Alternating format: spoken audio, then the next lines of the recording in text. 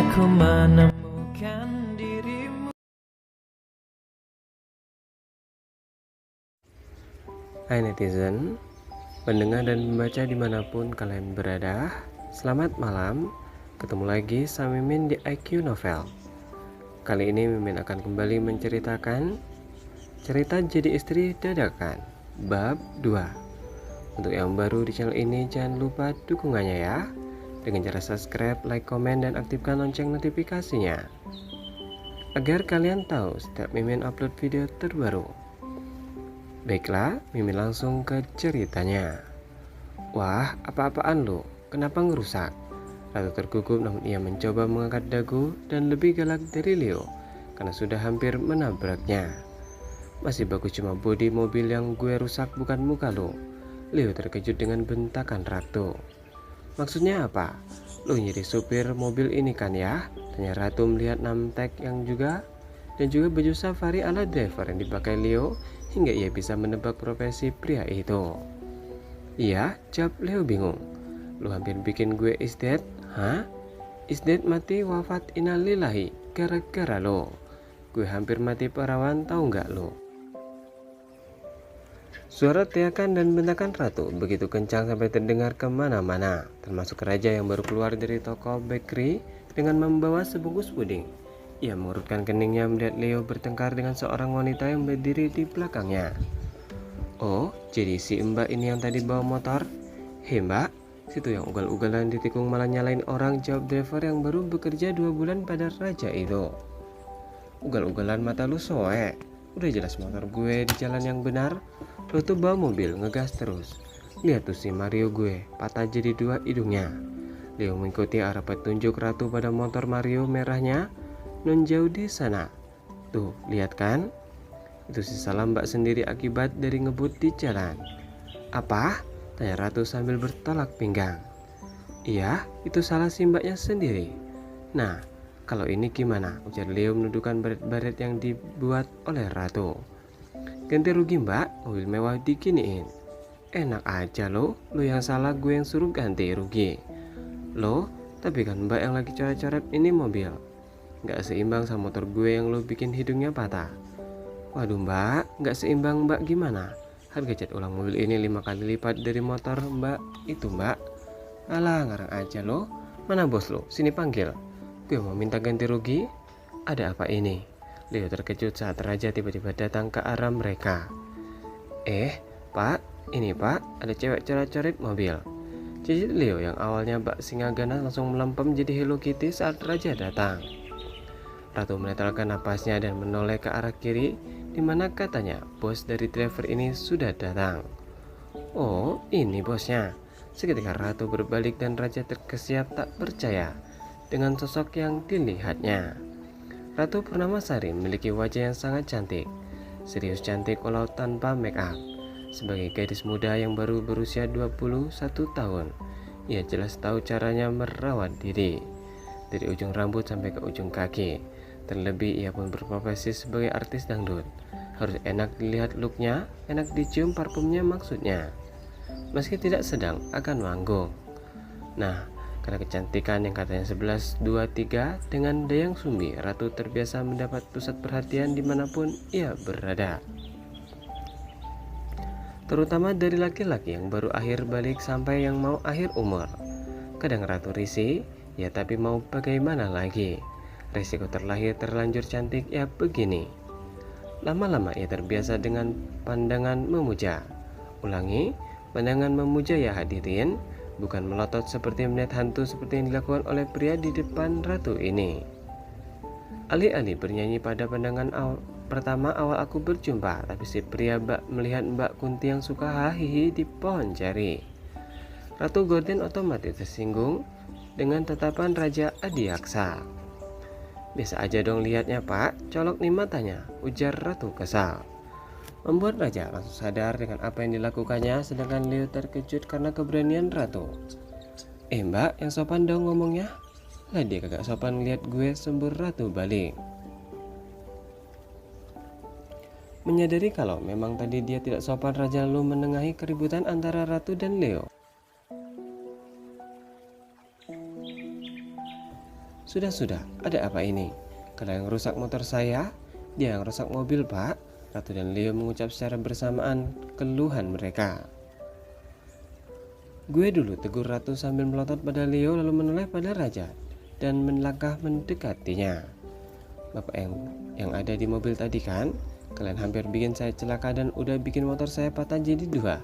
Hidungnya sekarang saya minta ganti rugi, ujar Ratu angkuh dengan melipat kedua tangan di bawah dada, hingga membuat dadanya yang memakai kaos belahan rendah sedikit membusung dan memberi tontonan gratis pada pria di depannya. Tapi Raja mengalihkan pandangannya dari sana. Patah jadi dua, tanya Raja. Iya, saya minta ganti rugi. Leo yang berada di belakang Ratu melotot mendengarnya. Enak aja woi, protes Leon. Pak, lihat Pak, perbuatan dia sama mobil Bapak. Ratu berdecak menurunkan tangan dan menoleh ke arah mobil Raja. Begitu juga dengan Raja yang baru melihat kondisi mobilnya. Ia nampak diam dan ekspresi dinginnya jelas terlihat juga. Pak Raja pasti marah nih, monolog Leo dalam hatinya. Cuma digores dikit gak sebanding sama nyawa gue yang hampir melayang dan hidung motor gue yang patah. Gimana? Gak sebanding kan? Tetap nggak sebanding lah, orang mbaknya sehat walafiat kok masih bisa ngerusakin mobil orang. Ratu makin kesal dengan jawaban Leo. Jadi nunggu gue kenapa-kenapa dulu baru ada alasan buat tanggung jawab. Hah, tapi kan, bukan menjadi alasan mbaknya buat ngerusakin juga mobil orang. Mahal nih, apa? Lu pikir, berapa biaya servis motornya?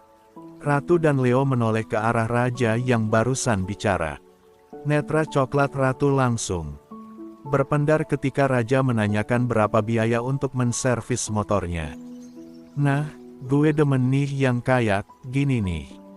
Kelihatan banget kalau dia bosnya. Nggak bawel, nggak rewel, nggak ngeyel, sekalinya ngomong langsung jeder. Mau ganti rugi? Ratu melirik Leo. Emang lu, gerutu Leo. Kasih aja 10 juta, mau beli yang baru mbak? Tanya Leo kaget. Ratu berdecak, mana dapat harga motor baru segitu? Udah gue diskon itu. Cuma buat dandan hidungnya si Mario doang. Belum kalau gue minta rugi kekagetan gue. Untung aja gue ini selain cantik juga baik hati dan gak sombong dan gak suka manfaatin orang. Jadi insiden tadi, amal deh buat gue, yang penting kalian ganti hidungnya motor gue yang patah. Leo hanya menggelengkan kepalanya mendengar ucapan ajaib Ratu. Dah ah, buang waktu gue ngomong sama lu, gak ada duitnya. Ratu lalu menoleh pada Raja. 10 juta, Pak, ulangnya. Raja menganggukkan kepala, lalu mengambil ponsel dari sakunya. Saya nggak bawa uang cash dan nanti saya kirim aja uangnya ke rumah kamu ya saya. Minta alamat kamu. Ratu mengerutkan keningnya. Transfer aja Pak. Zaman udah canggih, saya punya rekening kok. Saya sekalian ambil uang dan mau cash. Nanti dikirim uangnya sama Leo. Ratu berpikir sebentar, meski aneh tapi demi si Mario, lah mengatakan juga alamatnya. Alamat yang biasa saya pakai buat WANGPED aja ya. Red 05 Ru 03 nomor 10 Jalan Cinta, Kemayoran. Patokannya, rumah warna hijau, ada pohon mangga di depannya plus warung nasi uduk MPO Katati, bilang aja rumah Ratu Gorden, biduan dangdut gitu. Raja sedikit mengernyit dan melirik Ratu ketika mendengar nama itu. Nama panggung? Jelas Ratu pada pria yang nampak gagah dengan wajah tegas dan bulu-bulu lebat di pipi dan rahangnya. Dia yang main iklan kumis wak doyok bukan sih, gumam Ratu dalam hati. Bukan ya, ini mah kayak aktor Turki. Raja nampak serius mengetik di ponselnya. Sudah saya save alamatnya, ujar Raja memasukkan kembali ponselnya itu ke dalam saku. Nanti sore Leo atau orang saya yang lain akan datang ke rumah buat mengantarkan uang itu. Leo mencibir sedangkan Ratu ingin tersenyum tapi lah gengsi dong, jadilah tahan saja.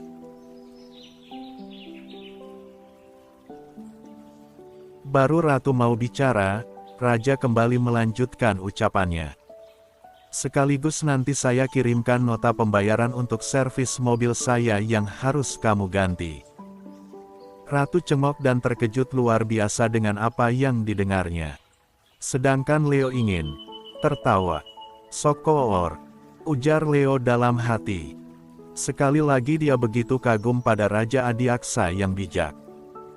Sang bos tidak melupakan kewajibannya untuk mengganti kerusakan yang telah diperbuat, namun dia juga harus mengajarkan gadis ini cara bertanggung jawab. "Gak ganti apa?" tanya Ratu. "Ganti biaya servis mobil saya yang sudah kamu rusak." "Kagak bisa. Saya korban di sini," protes Ratu. "Saya juga korban di sini. Sedangkan saya sudah mengganti sesuai dengan apa yang kamu minta. Sekarang kamu ganti apa yang sudah kamu rusak. Ada kan? Kagak begitu cara mainnya, Pak." Raja tak mau menjawab Ratu. Lalu berjalan melewati gadis itu dan masuk ke kursi bagian belakang penumpang sementara Ratu tidak sempat protes. Loh, ini gimana urusannya?" tanya Ratu dan Leo pun terkekeh melihatnya. "Lah, kan mbaknya yang minta buat diganti rugi itu udah diganti sama bos, nggak pakai ditawar lagi. Mau dianterin uang 10 jutanya. Cash, tanpa dipotong pajak. Nah, sekarang tinggal kumpulin duit tuh buat ganti biaya baret mobil Porsche. Rogoh kocek yang dalam. Bak, siapin 100 juta mah." Ratu melotot mendengar nominal yang disebutkan oleh Leo. "100 juta. Kayaknya lebih deh mbak. Porsche nih, bukan Oplet." "Cek engkong Google dah," jawab Leo lalu masuk ke dalam mobil dan membawa mobilnya pergi. Meninggalkan sang Ratu gorden dengan kebingungannya, sementara itu Raja tak lepas memperhatikan gadis yang barusan saja marah-marah dan kini nampak matanya berkaca-kaca ingin menangis. Kenapa bisa sama? Raja menggelengkan kepala. Bukan, dan gak akan pernah sama. Tidak akan pernah. "Sayang, coba lihat ayah bawa apa." Jaslyn menoleh ke arah pintu di mana tiba-tiba saja ayahnya datang dan memberi kejutan sambil membawa sebungkus puding yang dia inginkan. Wajah gadis cantik yang memang pucat itu terlihat sembab sehabis menangis. Isyana, ibunya Raja langsung lega melihat putranya datang karena memang sudah ditunggu-tunggu dari tadi dan Isyana sudah hampir menyerah karena tak tega melihat cucunya terus menangis. "Hei, senyum dong, masa ayah datang cemberut sih? Ayah udah bawain puding nih." "Ayah sendiri yang beli karena pengen lihat anak ayah minum obat supaya cepat sembuh dan keluar dari rumah sakit," ucap Raja yang seakan sia-sia karena putrinya kini malah diam. Bersandar di sandaran ranjang rumah sakit. Isyana sang nenek lalu membungkukkan punggungnya mengelus lembut sisi wajah sang cucu. "Jaslyn sayang, ini ayah udah datang tadi, katanya mau puding terus disuapin sama ayah. Supaya bisa minum obat." "Kok diem aja sih cantik? Kirain ayah juga bawa bunda." Isyana menegakkan punggungnya, lagi-lagi permintaan yang tak masuk akal diminta oleh Jaslyn. "Jaslyn, makanlah dulu," bujuk Raja. "Enggak, Jaslyn juga mau bunda. Ayah janji mau ngasih apapun yang aku mau. Dari kemarin-kemarin Jaslyn mau bunda tapi nggak pernah dikasih." Raja paham betul. Kalau Jaslyn memang tidak menginginkan puding ini, dia hanya mencari-cari alasan untuk membuat ayahnya kesal. Putrinya memang menderita leukemia. Tapi baru beberapa hari ini permintaannya sungguh tidak masuk akal. Raja duduk di tepian ranjang Jaslyn. "Sayang, kan bundanya Jaskin sudah tenang. Sudah jadi bidadari, walaupun gak ada di sini tapi bunda masih bisa lihat Jaslyn. Nanti bundanya sedih kalau Jaslyn nangis terus. Marah gak mau minum obat, bujuk raja menahan tangisnya. Begitu juga dengan Isyana. Rindu Jaslin pada ibunya makin hari makin menjadi, hingga berakibat buruk pada kesehatannya. Bunda itu udah jadi bidadari ayah. Ya sayang, ada sayapnya. Tentu sayang. Kalau gitu tolong minta bunda untuk terbang temuin Jaslin di sini. Tangis Isyana pun pecah mendengar penuturan cucunya. Jaslin, jangan gitu dong sayang, kan ada nenek. Ada ayah, kamu gak akan kekurangan kasih sayang. Ada kami semua di sini. Jaslin yang kondisinya makin lemah, lalu beringsut merebahkan diri dan raja segera membantunya untuk bisa tidur. Tapi Jaslin mau bunda naik, karena bundanya punya sayap. Jaslin mau dibawa terbang mau dibawa pergi aja asal ada sama bunda. Jaslin, seru raja yang kini tak bisa menahan sedihnya. Lah hanya bisa menggenggam tangan erat sang putri yang dingin dan putih pucat itu sementara Jaslin mencoba untuk tidur dan berharap ibunya datang di alam mimpi. Bunda, racau Jaslin dalam tidurnya. Begitulah setiap hari sejak divonis menderita kanker darah putrinya akan selalu membuat jantung raja berdetak lebih cepat dari biasanya dan detik demi detik pun dilalui dengan penuh kecemasan. Entah apakah putrinya bisa bertahan dengan penyakit yang sangat mematikan ini. Eke